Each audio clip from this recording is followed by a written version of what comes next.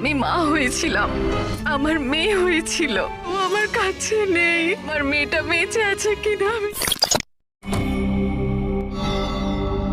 শ্রেয়া, আমরা দুজনে দুজনকে অনেকদিন ধরে জানি। অনেকগুলো কেস জীবন হাতে নিয়ে আমরা একসাথে সলভ করেছি।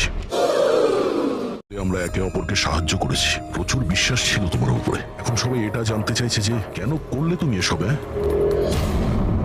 এই পৃথিবীতে সব থেকে বড় সম্পর্ক কি হয়? বন্ধুত্বের সম্পর্ক,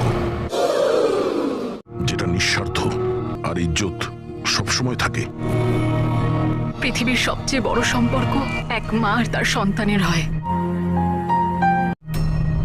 সিআইডি ছাড়ার পর আমি আমার জীবনের সবচেয়ে সুন্দর মুহূর্ত কাটাচ্ছিলাম। মায়ের দায়িত্ব। আমি মা হয়েছিলাম, আমার মেয়ে হয়েছিল। ওর জন্ম হওয়া মাত্রই আমার থেকে সরিয়ে নেওয়া হয়। আমি কাউকে এটা বলিনি যে ওর প্রাণ সংশয় আছে। মাঝে মধ্যে শুধু ওর ছবি পাঠাতো আমায়, আর আমি আমার মেয়েকে ছবিতেই বড় হতে দেখেছি। কোথায় রেখেছে ওরা তোমার বাচ্চাকে? জানি না।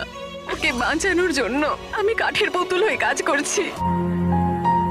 এভাবে নাচাচ্ছে, আমি নাচছি। So sorry Shreya. আমার সোনা মেয়েটা। আমি জানতাম না যে তোমার সঙ্গে এত কিছু হয়েছে। গত মাসে 1 বছরের হয়ে গেল, কিন্তু ও আমার কাছে নেই। কখনো কখনো আমার মনে হয় ওই বারবোসা আমাকে মিথ্যে বলছে না তো। আমার মেয়েটা বেঁচে আছে কিনা। ভরসা রাখো শ্রেয়া,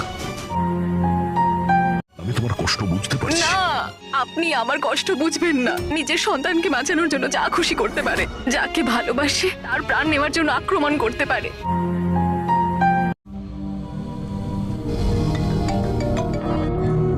হ্যাঁ স্যার, ওকে স্যার।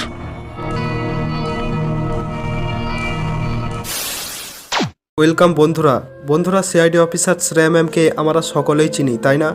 কিন্তু এই এপিসোডে শ্রেয়া ম্যামের সাথে এমন একটি ইমোশনাল ঘটনা ঘটেছিল যা দেখে আপনি নিজের চোখের পানি ধরে রাখতে পারবেন না।